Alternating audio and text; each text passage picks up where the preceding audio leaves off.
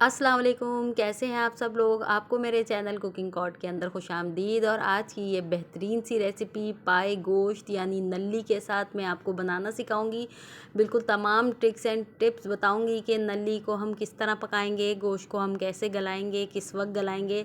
तो यहाँ पर ये बेहतरीन सी रेसिपी मैं आपके साथ शेयर करने जा रही हूँ। इंशाअल्लाह ताला जब आप इसे बनाएंगी तो बहुत ही ज़्यादा मज़ा आने वाला है और इतने लजीज और ज़बरदस्त से ये पाए बनेंगे कि आपकी सोच है। और इंशाल्लाह तो शुरू करते हैं। बिस्मिल्लाहिर्रहमानिर्रहीम। यहाँ पर लिए हैं मैंने गाय के 2 अदद पाए और इसके साथ ही इसको अच्छी तरह से मसल कर बालों को इसके साफ़ कर लिया था। 2 से 3 दफ़ा पानी से धो लिया था। और इसके अंदर अभी मैंने गोश्त और नल्ली शामिल नहीं की है, सिर्फ पाए हैं। इसके साथ ही इसके अंदर ऐड करेंगे तकरीबन 2 लीटर से के करीब पानी और इसको पकने के लिए रख देंगे। लेकिन इससे पहले इसके अंदर ऐड करेंगे हम 10 से 12 अदद लौंगे और 1 टेबल स्पून नमक। और इसके साथ ही इसमें जाएगा 1 बंच लहसुन का। 6 से 8 घंटे के लिए पाए को हम गलने के लिए रख देंगे। तो यहाँ पर मैंने लिया है तकरीबन 1 केजी गोश्त और वो भी हड्डी वाला गोश्त है ये। और इसको अच्छी तरह से धोकर मैंने साफ़ कर लिया था। और इसके साथ ही इसके अंदर ऐड करेंगे तकरीबन 4 अदद के करीब नल्ली। और ये गोश्त के साथ ही हम इसको प्रेशर लगाएंगे। नलियाँ डालने के बाद हम इसके अंदर डालेंगे इतना पानी कि हमारा गोश्त बहुत अच्छी तरीके से गल जाए।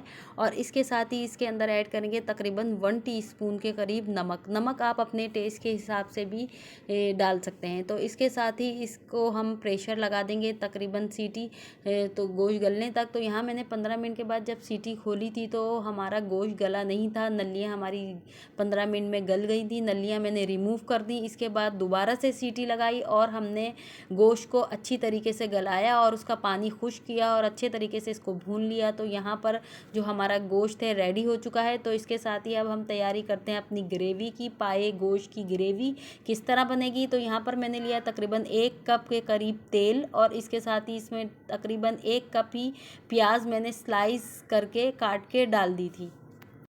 प्याज हमारी अच्छी तरह से गोल्डन ब्राउन हो चुकी हैं और इसको कहीं से भी वाइट नहीं होना। अच्छी तरीके से गोल्डन ब्राउन जब प्याज हो जाए तो आप इसे अलग प्लेट में निकाल लीजिए। और इसके साथ ही हम इसके अंदर शामिल करेंगे तकरीबन 3 टेबल स्पून के करीब अदरक लहसुन का पेस्ट।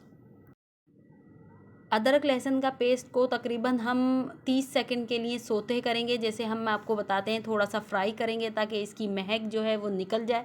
और इसके साथ ही इसके अंदर ऐड करती हूँ मैं हमेशा खुश्क मसाले शामिल करने से पहले थोड़ा सा पानी ताकि हमारे खुश्क मसाले जले नहीं।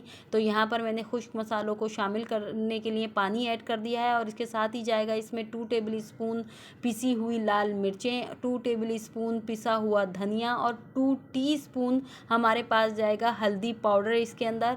और नमक हम पहले से शामिल कर चुके हैं इसलिए इसमें मज़ीद ऐड नहीं करेंगे। और इस तरीके से हम अपने मसाले को भूनते जाएंगे और बार बार पानी डालकर 5 से 7 मिनट के लिए इसको भूनते रहेंगे। या फिर आप पानी डालकर इसको थोड़ी देर के लिए पकने रख दीजिए। और जब ये अच्छी तरह से भुनने लगे, देखें इसका कलर चेंज हो गया है, ये अच्छा सा मसाला भुन गया है, इसके अंदर से महक भी ख़त्म हो गई है और अच्छी तरह से ये भुन चुका है। तो इसके अंदर ऐड किया है मैंने अपना जो मैंने गोश्त गलाया था वो गोश्त इसके अंदर ऐड कर दिया है।